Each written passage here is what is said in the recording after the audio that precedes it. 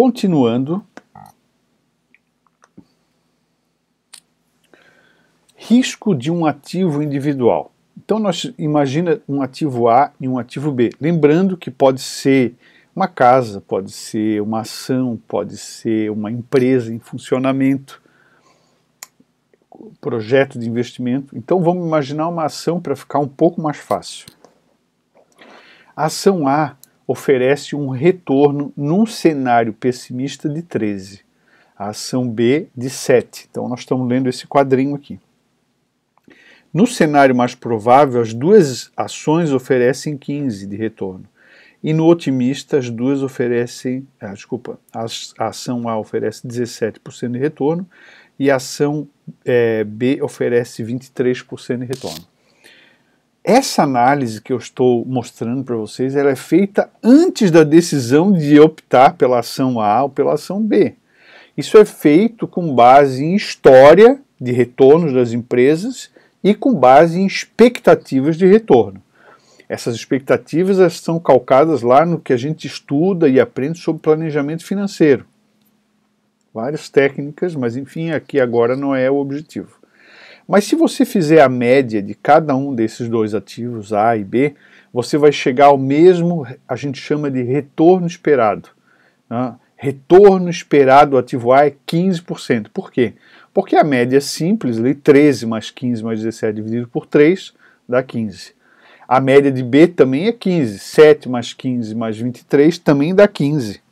É verdade que em análises mais elaboradas você pode atribuir a esses cenários uma probabilidade de ocorrência. Por exemplo, o cenário pessimista tem uma probabilidade de ocorrer de 20%, o mais provável de 50% e naturalmente o otimista seria de 30%.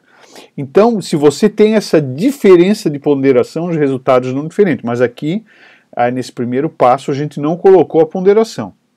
Tá, retorno esperado. Só que se você olhar esses dois ativos aí, você consegue verificar que o ativo A apresenta uma faixa de variação, uma faixa de variação, também chamada de amplitude de variação,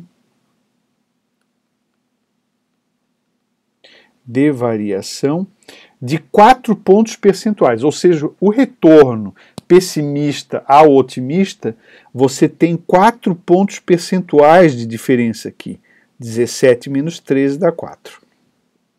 No caso do ativo B, você tem 16 pontos percentuais de faixa de variação, amplitude de variação. Ora, olhando diminuindo 23 menos 7, olhando apenas estas informações, se nada mais se altera, se essa é a realidade fática, dos fatos ou das estimativas, todo investidor, todo o conservador e o arrojado deve investir no ativo A. Por quê? Porque em condições de mesma expectativa de retorno, mesmo retorno esperado, você tem que olhar para o risco e fugir do risco. Você só pode optar por um ativo mais arriscado, que seria o ativo B, se ele oferecer uma expectativa de retorno maior. Isso é a lógica econômica. Se os dois ativos oferecem o mesmo retorno, mesma expectativa de retorno ou o mesmo retorno esperado, então qualquer investidor deve fugir do risco. Deve fugir do risco. Mesmo que ele goste de risco, mesmo que ele goste de risco, ele só pode correr risco se ele admitir a perspectiva de que esse retorno esperado seja maior do que a outra opção. Assim que funciona. Então a interpretação ativo A é menos arriscado, pois a amplitude de variação é menor, o ativo B é mais arriscado, pois a incerteza em relação aos retornos é maior, varia mais. E uma forma de visualizar isso na prática, dando um ar mais prático, mais realista, é que essas possibilidades de retorno, que são probabilidades de ocorrer um retorno pessimista, mais provável otimista, elas são enquadradas em curvas normais no caso aqui em amarelo, você tem uma curva normal mais concentrada perto da média. A média aqui é 15, né, a média de retorno, tanto de um para outro. E você tem no ativo B em rosa ali as possibilidades de retorno mais afastadas em relação à média, mais dispersas em relação à média. E a gente estudou em estatística, a gente vai usar estatística, né? Como aquela matéria é importante para o administrador financeiro, para todos os administradores, mas o administrador financeiro. Falamos de média e agora vamos falar qual é a medida de dispersão que aprendemos, a mais conhecida, desvio padrão. Então, pessoal, tecnicamente, o que a gente enxerga ali? Que o ativo B apresenta um desvio padrão maior do que o ativo A. Ou seja, as possibilidades de retorno que B oferece nos cenários pessimista, mais provável e otimista estão mais dispersas da média do que o ativo A, porque as possibilidades de retorno estão mais concentradas, mais próximas da média, tá certo? Então, vem o próximo slide e vai dizer o seguinte: o coeficiente, o desvio padrão é o coeficiente de variação inicial, né, para a análise, né? É claro que nós vimos aqui a amplitude de variação, né? No slide anterior, nós vimos a amplitude de variação. Que está aqui. É uma medida de variação, de retorno, de dispersão em relação à média, mas ela é menos precisa do que o desvio padrão, que é o indicador mais comum de risco de um ativo, é o desvio padrão, o qual se mede a dispersão em torno da média. Atenção, a fórmula que se usa é essa daí, que é a fórmula do desvio padrão amostral, né? Não é o populacional que se usa, desvio padrão amostral.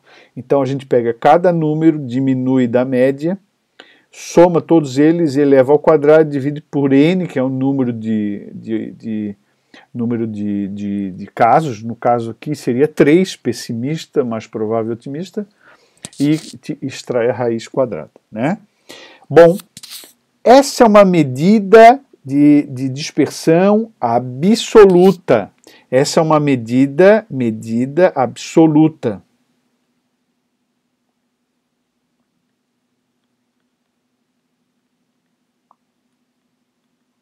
Mas nós temos uma medida que é mais ainda aplicável na prática, que é uma medida relativa, que é o coeficiente de variação, que é usado para comparar ativos de risco. Ele mostra quantidade de risco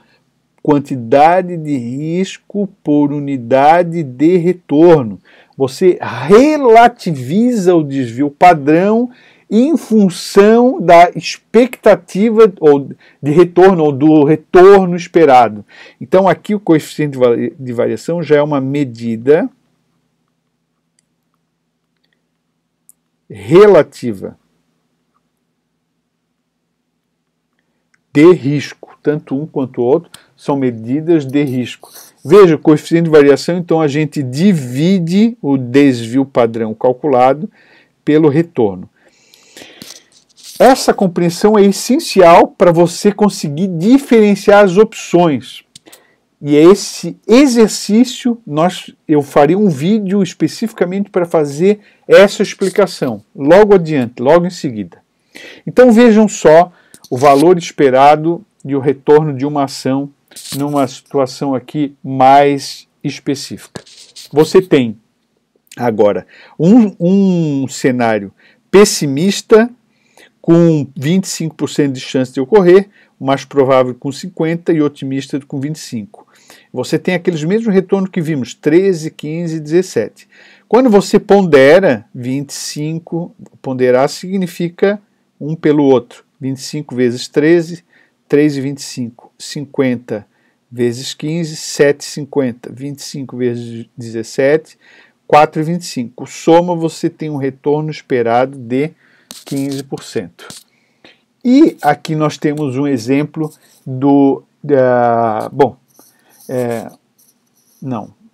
nós vamos falar sobre a carteira de investimento logo depois do exercício, tá? E aqui agora, então, a gente termina essa videoaula explicativa sobre a questão de cálculo do risco, o cálculo absoluto, que é a aplicação do desvio padrão, e o cálculo relativo, que é a aplicação do coeficiente de variação. No próximo vídeo, então, a gente vai fazer um exercício.